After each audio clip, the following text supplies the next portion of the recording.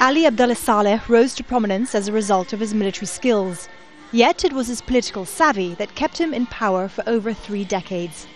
He juggled feuding tribes, controlled simmering uprisings, and kept on side with Western and Arab powers.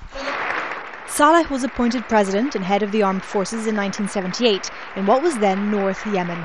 For the next 12 years, he oversaw a slow and bloody reunification with the south. But in 1990, for the first time in a generation, Saleh ruled over a unified country. That same year, Saddam Hussein invaded Kuwait, and Yemen was the only UN Security Council member to stand by Iraq. It resulted in the United States cutting off aid, amounting to tens of millions of dollars. But it was Al-Qaeda that was to change things for Saleh. The group was blamed for an attack in 2000 on the USS Cole in Aden Harbor. And I thank the President for his strong support in this war against... Seeing the possibility of an alliance, Saleh travelled to Washington.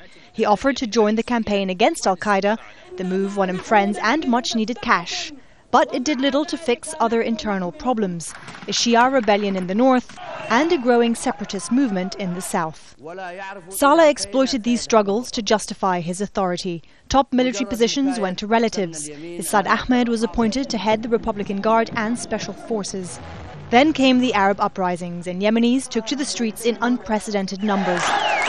Saleh stood accused of using excessive force to crush the opposition, and Gulf nations failed several times to mediate a transfer of power. Protests turned into fighting between tribal militias and government forces. A rocket attack on the president's compound injured Saleh and forced him from the country. While he was being treated in a Saudi hospital, his country verged on civil war. After 3 months of uncertainty, he surprised many by returning home. He called for a truce and new negotiations, but the violence and mass protests continued. And after 9 months of unrest and growing international pressure to step down, Ali Abdullah Saleh finally had to admit his time at the top was over. Dekker, Al Jazeera.